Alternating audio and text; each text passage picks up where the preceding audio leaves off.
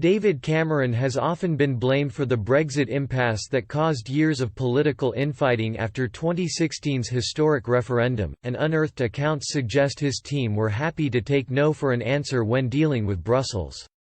Mr. Cameron's legacy, whether he likes it or not, has been shaped by one thing: Brexit. After calling for his party to stop banging on about Europe, he wilted and committed to holding a legally binding out referendum on Britain's membership of the EU. He did so while promising to renegotiate the UK's terms of membership before the vote, hoping that what he came back with from Brussels would be enough to persuade voters to stay in the bloc.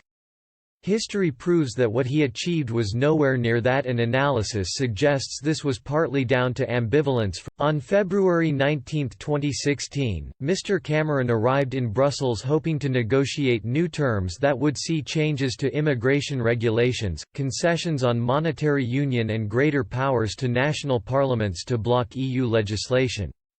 What he came back with paled in comparison to what had been promised. Tim Shipman recalls how senior members of his team were actively critical of the Prime Minister's strategy and believe he could have delivered far more. In his 2016 book, All Out War, the full story of how Brexit sank Britain's political class. He notes that Daniel Korski and Mats Persson, the leads on EU affairs, Amit Gill, the director of strategy, and Max Chambers, a special advisor and speechwriter, all wanted Mr. Cameron to go big and not get all of it, get 8 out of 10. He quotes Mr. Persson saying, "The biggest mistake we made was that we treated it as an exercise in political management, and a communication exercise, rather than." However, Mr. Shipman makes clear that the problems ran far deeper than that. He claims Sir Ivan Rogers, Britain's permanent representative to the EU, and Tom Scholar, the Prime Minister's advisor on European and global issues, clashed repeatedly with Korski and Mats Persson.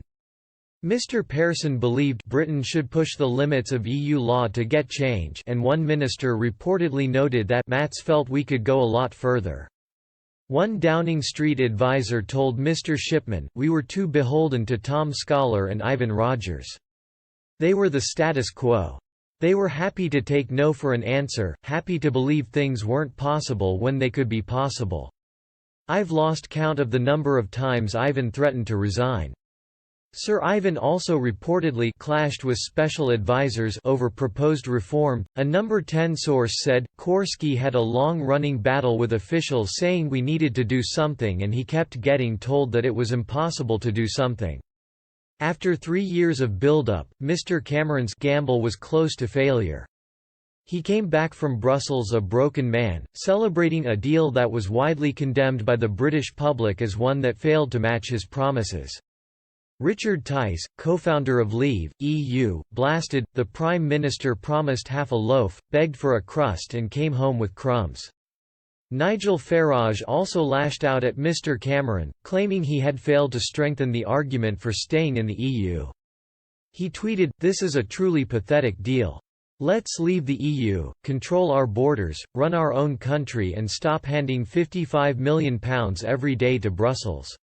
And Conservative MEP Daniel Hannan said, "No new treaty, no powers back, and this is how Eurocrats teach us before we vote."